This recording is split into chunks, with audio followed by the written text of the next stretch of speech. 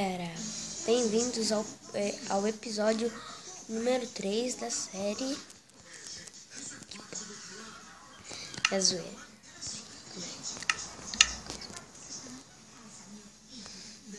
Aconteceu um problema naquele mapa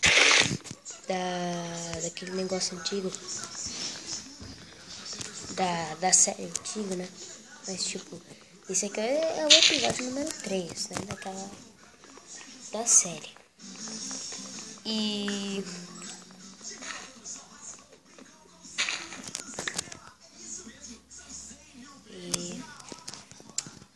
aqui eu ia falar, e como vocês podem ver aqui em cima, onde tá, é que eu baixei um novo Minecraft, né? Ele tem muito mais coisa e é bem mais legal.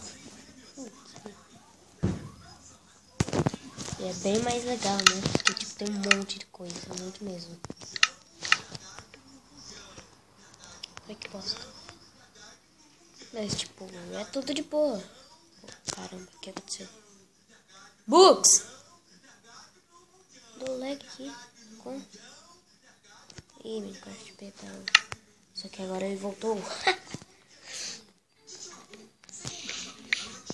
Deixa eu fazer uns gravetos aqui, né? Pra fazer minhas coisas.